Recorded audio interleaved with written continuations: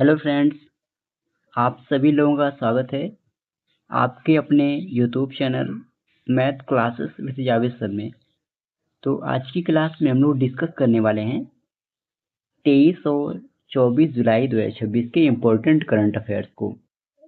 तो आप इस पूरे सेशन को लास्ट तक जरूर देखिएगा, और अगर आप हमारे इस वीडियो को पहली बार देख रहे हैं तो चैनल को सब्सक्राइब करना ना भूलें, ताकि हमारे द्वारा कुछ भी अपडेट किया जाए उसका नोटिफिकेशन आपको सबसे पहले मिल सके। और इस वीडियो का पीडीएफ आपको हमारे टेलीग्राम चैनल पे मिल जाएगा, जिसका लिंक इस वीडियो के डिस्क्रिप्शन में दिया गया है। आप उसे वहां से इजीली डाउनलोड कर सकते हैं। तो चलिए आज के सेशन को करते हैं स्टार्ट। तो आज का पहला और इम्पोर्टेंट क्वेश्चन है, जुलाई सन 2026 में कविता संग्रह लो फ्लाइट के लिए चीन के प्रतिष्ठित लू शून साहित्यिक पुरस्कार से किसे सम्मानित किया गया है? तो इसका सही विकल्प हो जाएगा डी, यानी वोंग जीबिंग। तो अभी जुलाई सन 2026 में चीन के प्रतिष्ठित लू शून साहित्यिक पुरस्कार से फूड डिलीवरी काम करने वाले 56 वर्षीय चीनी कवि वांग जीबिंग को इस सम्मान से सम्मानित किया गया। आपको बता दें फ्रेंड्स, उन्हें यह सम्मान उनके कविता संग्रह लो फ्लाइट के लिए दिया गया है। ओके, अब हम बात करें चीन की। तो फ्रेंड्स, चीन की राजधानी बीजिंग है। चीन की मुद्रा रेनमिनबी। चीन के वर्तमान प्रधानमंत्री हैं ली कियांग और राष्ट्रपति हैं शी जिनपिंग। तो इस प्रश्न में आप लोगों को मेन पॉइंट याद रखना है कि अगर आपसे पूछा जाए कि अभी हाल ही में चीन के प्रतिष्ठित लू शून साहित्यिक पुरस्कार से किसे सम्मानित किया गया है, तो आपको इनका नाम याद रखना है, वांग जीबिंग को। अगला प्रश्न है, जुलाई सन 2026 में किसे पॉलिसी बाजार का ब्रांड एम्बेसडर नियुक्त किया गया है? तो इसका सही विकल्प हो जाएगा डी, यानी अमिताभ बच्चन को। तो अभी पॉलिसी बाजार ने दिग्गज अभिनेता अमिताभ बच्चन को अपना नया ब्रांड एम्बेसडर नियुक्त किया है। आपको बता दें, कंपनी ने उनके साथ मिलकर परिवार सबसे पहले नाम से एक राष्ट्रव्यापी बीमा जागरूकता अभियान भी शुरू किया है।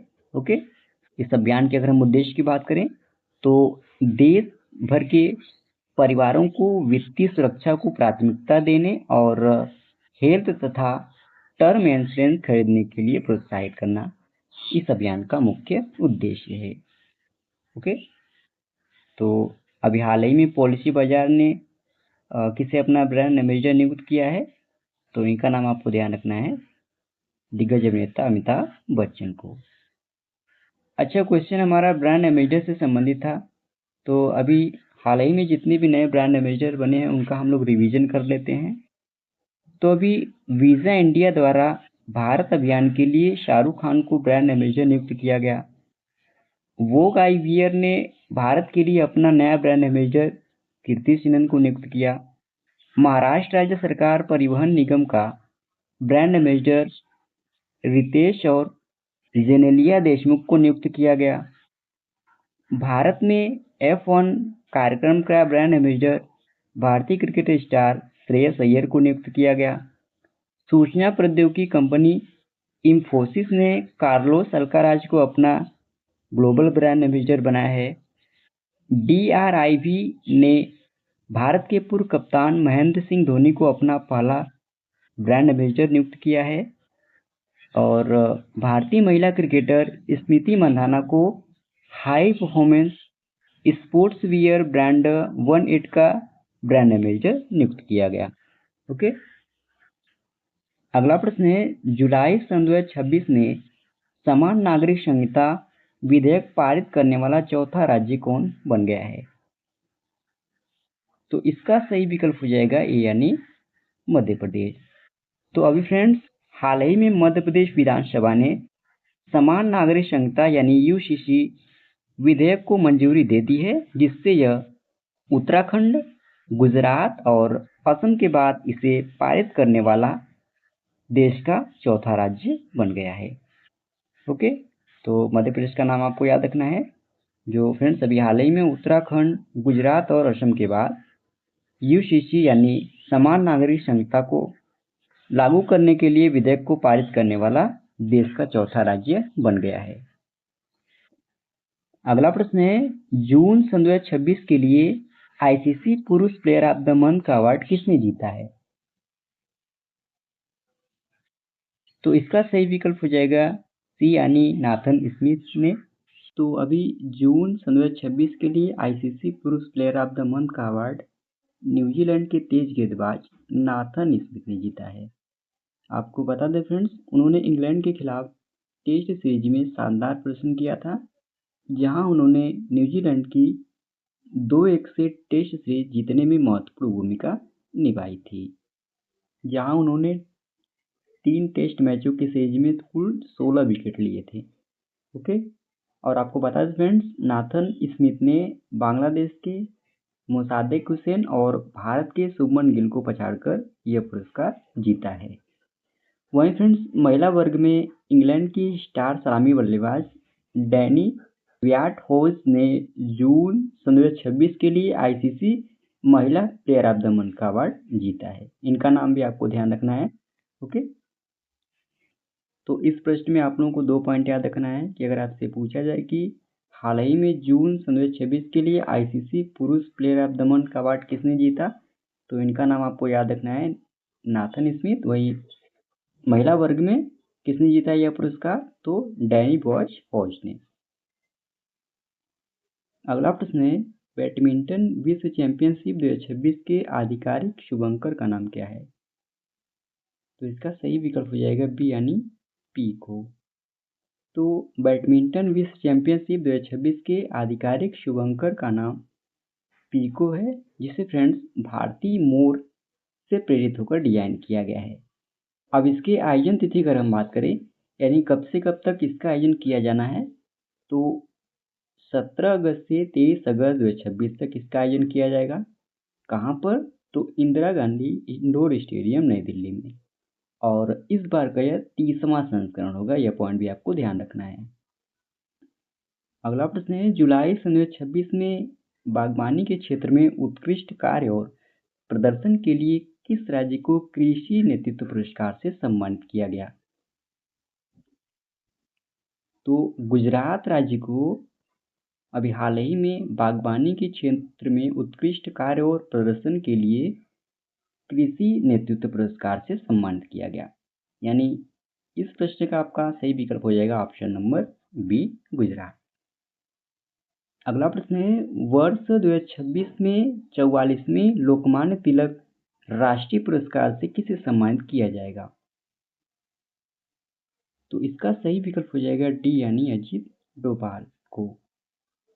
तो वर्ष 2026 के प्रतिष्ठित लोकमान्य तिलक राष्ट्रीय पुरस्कार से देश के राष्ट्रीय सुरक्षा सलाहकार अजीत डोभाल को सम्मानित किया जाएगा। आपको बता दें फ्रेंड्स, उन्हें यह पुरस्कार 1 अगस्त 2026 को पुणे में लोकमान्य बाल गंगाधर तिलक की 106वीं पुण्यतिथि के अवसर पर केंद्रीय गृह मंत्री अमित शाह द्वारा प्रदान किया जाएगा। और अजीत डोभाल को फ्रेंड्स यह पुरस्कार भारत की राष्ट्रीय सुरक्षा, आतंकवाद रोधी अभियानों के लिए दिया जाएगा। यह पॉइंट भी आपको ध्यान रखना है। तो इस प्रश्न में आप लोगों को इनका नाम याद रखना है, अजीत डोभाल, जिन्हें फ्रेंड्स वर्ष 2026 के लिए प्रतिष्ठित लोकमान्य तिलक राष्ट्रीय पुरस्कार से सम्मानित किया जाएगा। कब सम्मानित किया जाएगा, तारीख भी आपको ध्यान रखना है, तो 1 अगस्त सन 2026 को। अगला प्रश्न है, पृथ्वी की दूसरी सबसे पुरानी ऑर्बिकुलर चट्टान किस राज्य में खोजी गई है?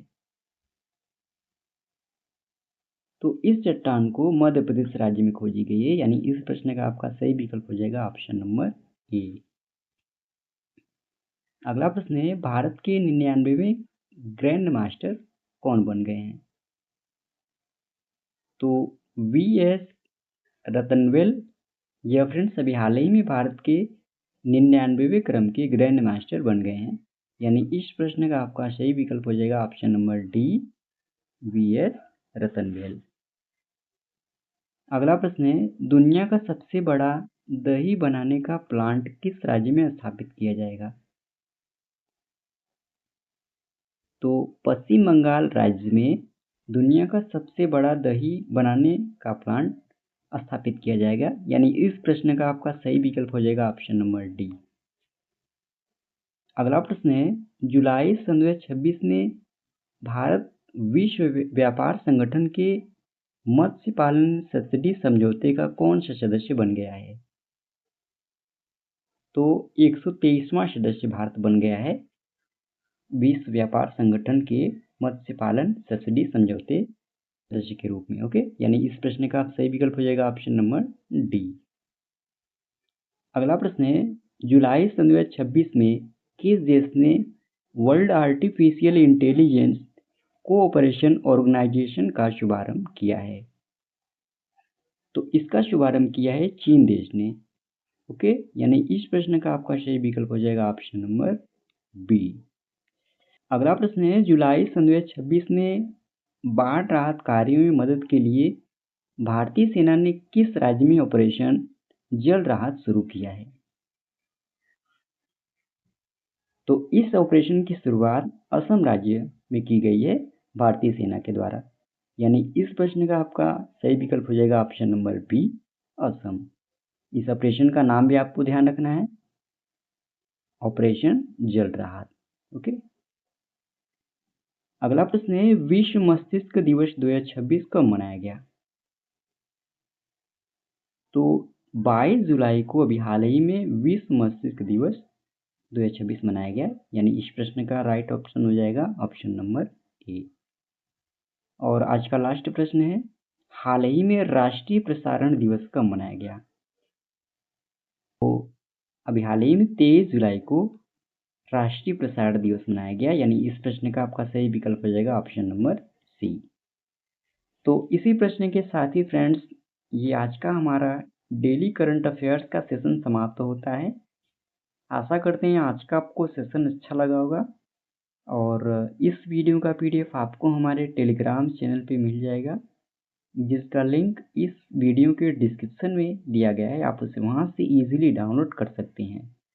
और इस वीडियो में लास्ट तक बने रहने के लिए धन्यवाद। आज के लिए इतना ही। जय हिंद, वंदे मातरम।